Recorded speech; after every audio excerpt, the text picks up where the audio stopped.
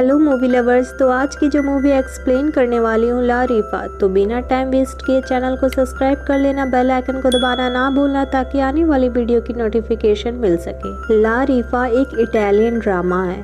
Francisca नाम की एक जवान विधवा की कहानी है। यह कहानी दिखाती है कि कैसे उसके पति के मौत के बाद उसके प्रति सहानुभूति दिखाने की बजाय उस पर बुरी नज़र डालने लगते हैं लोग। तो उसे ऐसा लगा जैसे कि वो उसके लिए एक मांस का लोथड़ा हो जिसे भेड़ियों के सामने खुला छोड़ दिया गया है। हर कोई उसका फायदा उठाना चाहता है। उसकी खूबसूरती ही उसके लिए अभिशाप बन गई है।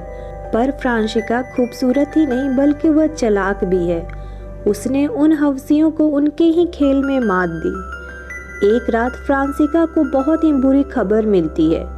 उसके पति की एक सड़क हादसे में मौत हो गई है। उसकी डेड बॉडी हाईवे के नज़दीक एक अस्पताल में रखी है। फ्रांसिका को उसकी पहचान के लिए बुलाया जाता है। फ्रांसिका अपने पति के साथी वकील सिसारे के साथ हॉस्पिटल जाती है। रास्ते में वह अपने पति की क्रैश कार को देखती है। ये एक भयानक एक्सीडेंट था। कार को देखने के अंदाजा लगाया जा सकता है कि उसके पति की कितनी भयानक मौत हुई होगी। जब फ्रांसिका अस्पताल में अपने पति की लाश देखती है तो इस बात का एहसास होता है कि उसकी ज़िंदगी अब बिखर गई है। उसकी और उसकी छोटी सी बेटी जूलिया की ज़िंदगी पर इसका बड़ा गहरा प्रभाव पड़ेगा। लेकिन अभी तो उसे इस बात का अंदाज़ा बिल्कुल नहीं है कि उस पर अभी कौन कौन सी मुश्किलें आने वाली हैं। इस बेरहम दुनिया में उसे अपने हाल पर छोड़ दिया जाएगा। अपने पति के फ्यूनरल के दिन ही वह अपने प्रति लोगों की खराब नज़रों को भांप सकती है। अपने पति मेरिजियो के मौत के कुछ दिनों बाद उसका दोस्त सिसारे, जो कि मेरिजियो के कंपनी का लीगल एडवाइजर भी है, फ्रांसिका को एक और बुरी खबर देता है। उसके पति की कंपनी बहुत ही कर्ज में डूबी हुई है। यहाँ तक कि उसे अपने पति का लाइफ इंश्योरेंस का पैसा भी नहीं मिलेगा क्योंकि उसके पति ने कई महीनों से एक किस्त भी जमा नहीं की है। घर, फार्म, ऑफिस सब कुछ गिरवी है। एक योट और क्रैश कार ही कहने के लिए उसके लिए अपना है। मेरिजियो ने अपने मरते मरते उसके लिए सिर्फ दुख ही छोड़ा है। फ्रांसिका के पिता भी उसकी कुछ खास मदद नहीं कर सकते क्योंकि वह खुद एक कंगाल आदमी है। हालांकि वह दिल से अच्छा है लेकिन जेब से पूरी तरह खाली है। फ्यूनरल में जब वह अपनी बेटी से मिलने आया था तो वापस लौटने के लिए भी ट्रेन की टिकट के लिए पैसे फ्रांसिका से ही लिए थे। इसलिए उसे अपने पिता से गुड विशेष के अलावा कोई उम्मीद नहीं है। दूसरी ओर उसकी सास है। उसने मेरिजियो की मौत के बाद ही फ्रांसिका से मुंह मोड़ लिया। फ्रांसिका के घर में एक मेड काम करती है। उसका नाम रोजारिया है। कई सालों से वह उनके यहाँ काम करते आई है लेकिन अब फ्रांसिका उसे काम पर नहीं रख सकती, इसलिए उसे काम छोड़कर जाने को कहती है। लेकिन रोजारिया ऐसा नहीं चाहती। वो कहती है कि उसे पैसे भले ही ना मिले पर वो उसके बुरे वक्त में उसे छोड़कर नहीं जाएगी। इस बुरे दौर में रोजारिया ही एक ऐसी है जो उसके साथ है। फ्रांसिका को अपनी बेटी को पालने के लिए कुछ ना कुछ तो काम करना ही होगा। इसलिए वह अपनी एक दोस्त क्रिस्टीना से उसके कपड़े की शॉप में सेल्स वूमन की जॉब मांगती है। यह क्रिस्टीना के लिए भी बड़ी हैरानी की बात है क्योंकि वह कभी उसकी वीआईपी कस्टमर हुआ करती थी। अब उसे यह शॉप में लेबर का काम करना पड़ेगा। हालांकि फ्रांसिका को यह काम करने में कोई शर्म नहीं है बल्कि उसे तो पैसों की सख्त ज़रूरत है। पैसे की ज़रूरत इंसान को क्या से क्या नहीं करवाती है। या तो फिर भी एक इज्जत भरा काम है। एक दिन उसकी शॉप में उसकी पुरानी फ्रेंड्स आती है जिसे फ्रांसिका को यहाँ शॉप में काम करते देख बड़ा बुरा लगता है लेकिन वह भी उस पर तरस खाने के सिवा कुछ नहीं कर सकती। एक दिन गुइडो नाम का एक रईस कस्टमर दुकान पर आता है। फ्रांसिका उसे जानती है। वह उसके पति का दोस्त हुआ करता था। यहाँ पर फ्रांसिका की अदब और उसकी मजबूरी समझकर उसका फ़ायदा उठाने की कोशिश करता है। असल में यह काम फ्रांसिका जैसी लेडी के लिए है ही नहीं। वह कभी वीआईपी हुआ करती थी और खूबसूरत भी इतनी कि अच्छी अच्छी मॉडल उसके सामने कुछ भी नहीं। मजबूरन फ्रांसिका को यह काम छोड़ना पड़ता है। वैसे भी अपने पति की भारी भरकम कर्ज को चुकाने के लिए यह नौकरी किसी काम की नहीं थी। लेकिन यहाँ काम करते हुए यह बात उसे समझ में आ गया कि लोगों की बुरी नज़र उस पर हमेशा बने रहेगी। या तो उसे किसी आदमी से शादी करनी होगी जो उसकी और उसकी बेटी की देखभाल करे, या तो उसे खुद इन चीज़ों को हाथ में लेना होगा। उसने सोचा अब वो खुद सारा मामला अपने हाथों पर लेगी। पैसे की समस्या से निपटने के लिए उसने अपने पति के वकील से सिसारे को अपनी योट बेच दी। हालांकि उसने इसकी बहुत ही कीमत कम दी, लेकिन इसी बहाने उसे कुछ पैसे तो मिले। फ्रांसिका ने अपने घर के सारे फर्नीचर और पेंटिंग बेच डाले और अपने कीमती कपड़े और जूतों की नीलामी कर दी।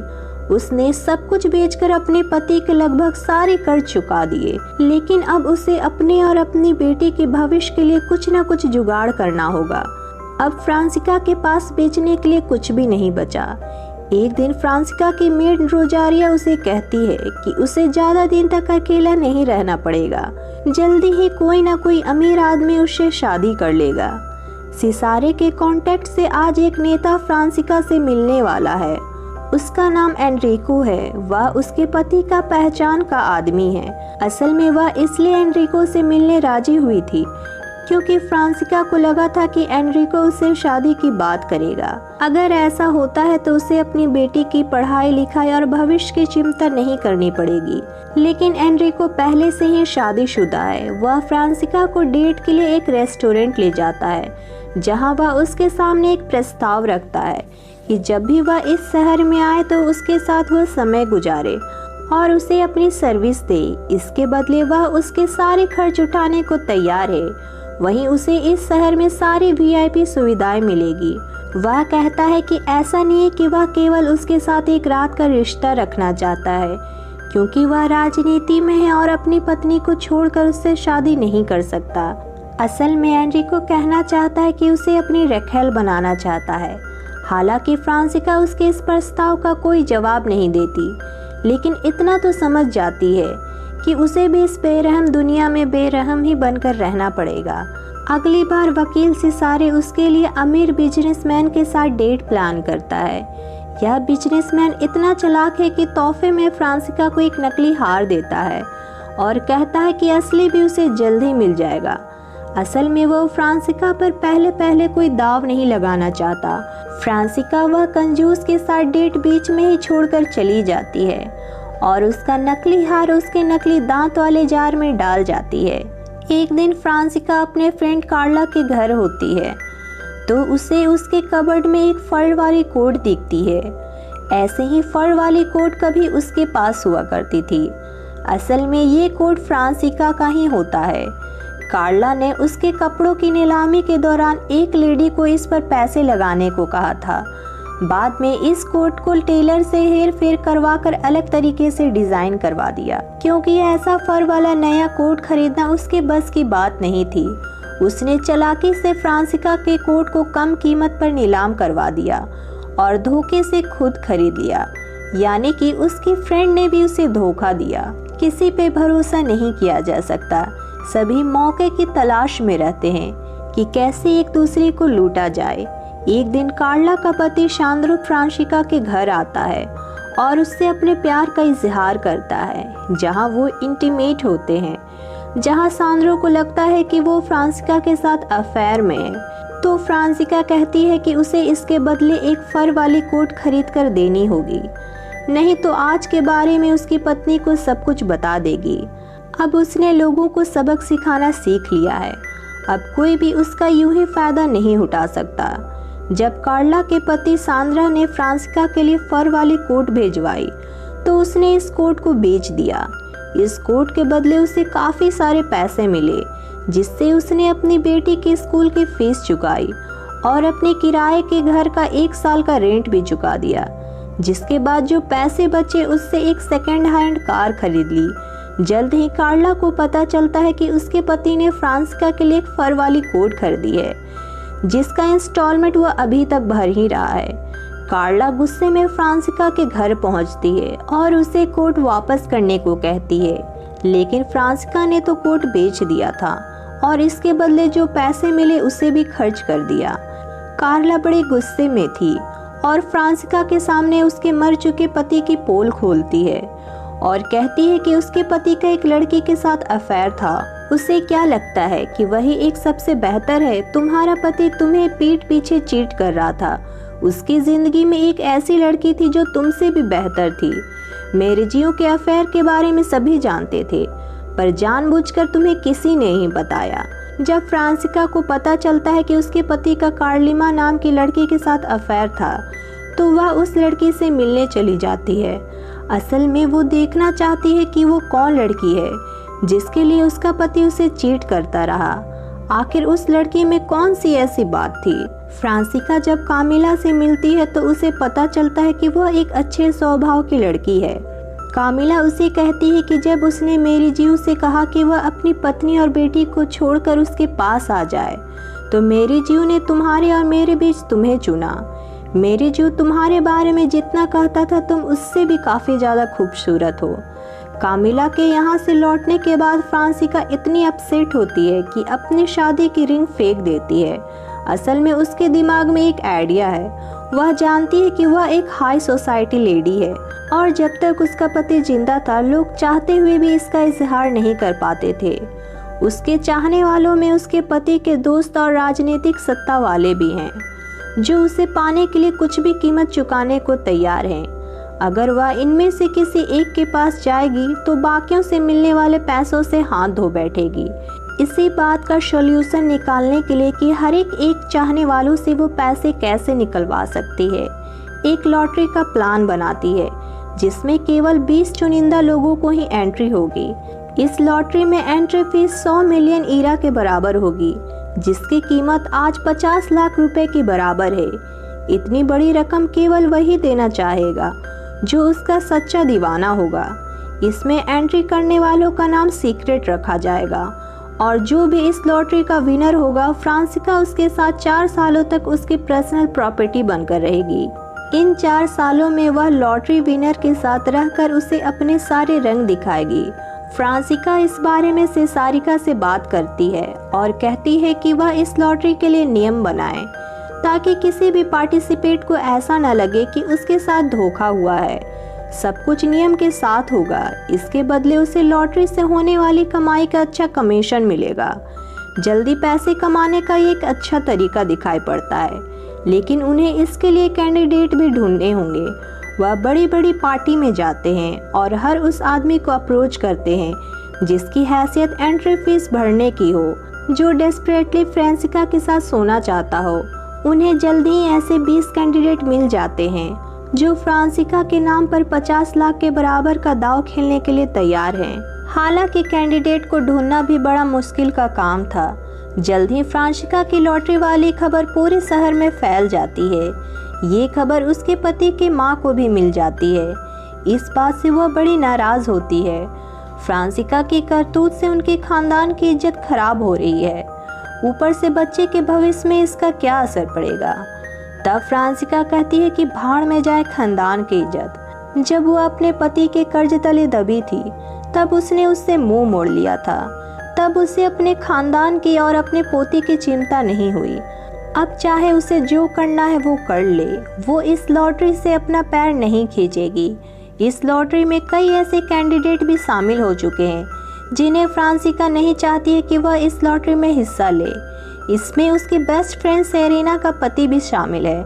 जाहिर सी बात है कि सेरेना को फ्रांसिका का सबसे पहले घटिया चरित्र दिखेगा, ना कि उसके पति की ठरक, और वह उसे कोसेगी, और ऐसा होता भी है।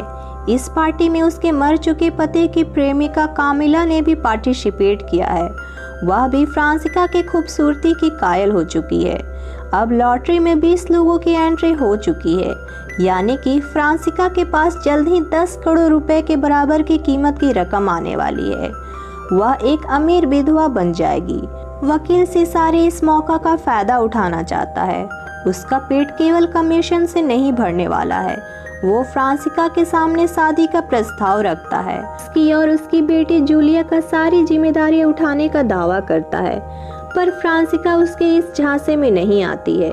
हालांकि वो ऐसा जताती है कि उसे इसके इरादे के बारे में भनक नहीं है। अगले दिन वह कहीं जाने के लिए घर से निकलती है। उसका एक लड़के के साथ एक्सीडेंट हो जाता है जिसका नाम एंटोनियो है। इस लड़के से मिलने के थोड़े समय बाद ही उसे उससे प्यार हो जाता है। उससे उसका समय अच्छा गुजरता है। उसकी बेटी जूलिया भी एंटोनियो से घुल मिल गए है। उसे ऐसा लगता है कि एंटोनियो दूसरे लोगों से अलग है। भले ही एंटोनियो के पास बिल्कुल भी पैसा ना हो, लेकिन वो जेनुइनली फ्रांसिका को बहुत ही प्यार करता है। शुरू में फ्रांसिका ने उसे बहुत ही इग्नोर किया, लेकिन आखिरकार उसे एंटोनियो से प्यार हो ही गया। अगर वह इस लॉटरी के बारे में एंटोनियो को बताएगी तो उस पर क्या बीतेगी। एंटोनियो को इसका बुरा लगेगा, पर जल्द ही उसकी यह उलझन खत्म हो जाती है। एक दिन उसे पता चलता है कि एंटोनियो की उसकी लॉटरी वाली बात पहले ही से पता है। वह जानबूझकर उसकी कार से टकराया था ताकि उसे फ्रांसिका के साथ समय बिताने का मौका मिल सके और वह उसे अपने प्यार के झांसे में फंसा सके, ताकि 4 साल के बाद फ्रांसिका की कमाई पर ऐश कर सके। लेकिन अब एंटोनियो के इरादे पर पानी फिर गया है। उसकी सारी मेहनत बेकार हो गई है। आखिरकार समय आ गया है जब फ्रांसिका अपना आखिरी पत्ता निकालेगी। उसने एक ईमानदार पुलिस अधिकारी को गुप्त खबरी बनकर गैर कानूनी लॉटरी बिजनेस की जानकारी दे दी, जो शहर में प्रोस्टिट्यूट को बढ़ावा दे रहा है। इस कांड में कई बड़े नाम भी शामिल है। पुलिस सारिका के ऑफिस में छापा मारती है और 20 रसूखदारों द्वारा फ्रांसिका के भारी भरकम चेक को कब्जे में ले लेती है। जल्द ही यह लॉटरी कांड खबरों में भी आ जाएगी, और अगर ऐसा हो गया तो लिस्ट में नामी लोगों की पब्लिक में छवि खराब हो जाएगी। कई ऐसे लोग हैं जिनका तो राजनीतिक कैरियर ही खराब हो जाएगा। जब तक इस ईमानदार अधिकारी के पास यह मामला है, वे अपना नाम क्लियर नहीं करवा सकते। अब सब कुछ फ्रांसिका के हाथ में है। सब कुछ इस बात पर निर्भर करता है कि फ्रांसिका पुलिस के सामने क्या बयान देती है। जब फ्रांसिका से इस बारे में पूछताछ की जाती है, क्या यह भारी भरकम अमाउंट वाले चेक्स के बारे में जानती हैं जो उसके नाम से काटी गई हैं, तो वह कहती है कि हाँ, वह इस बारे में जानती है। उसके पति के दोस्तों ने उसकी और उसकी बेटी की आर्थिक मदद के लिए उसे चैरिटी के तौर पर उसे डोनेट देने की योजना बनाई थी। उसका मानना था कि अगर वो सीधे फ्रांसिका को पैसे देंगे तो इससे उसके आत्मसम्मान को चोट पहुंचेगी। इसलिए उसने एक लॉटरी की योजना बनाई जिसमें इंटरफेस के तौर पर वे पैसा डोनेट कर सकते हैं। इस लॉटरी के इनाम के तौर पर वकील से सारे अपनी योट जीतने वाले को इनाम के तौर पर देंगे, जिसे पैसा देकर खुद फ्रांसिका से ही खरीदा था। फ्रांसिका ने सारे पार्टिसिपेट के लोगों के नाम और इज्जत की धज्जियां उड़ाने से बचा लिया और उन्हें किसी संत की छवि दे दी। आखिर में पुलिस ने भी सारे चेक फ्रांसिका के खाते में कैश करवा दिए। वो सारे पैसे लेकर अपनी बेटी और मेट के साथ इटली के किसी अनजान से कोने में चली गई। बदले में 20 प्रतिभागियों को बस यह संतोष ही मिला कि उनकी इज्जत अखबार में उछलने से बच गई। उन्हें यह अंदाजा भी नहीं है कि फ्रांसिका ने उसके साथ एक बड़ा स्कैम किया है। फ्रांसिका ने पहले ही सारा प्लान कर लिया था। सब कुछ उसके प्लान के मुताबिक ही हुआ। उसने यह देख लिया था कि अगर उसे भेड़ियों के बीच जीना है तो एक लोमड़ी की तरह चालाक बनना पड़ेगा। इसी के साथ ये मूवी दी एंड हो जाती है। आई होप आपको मूवी एक्सप्लेनेशन पसंद आया होगा, तो वीडियो को लाइक शेयर सब्सक्राइब जरूर कीजिएगा। मिलेंगे नेक्स्ट वीडियो में, तब तक के लिए बाय बाय।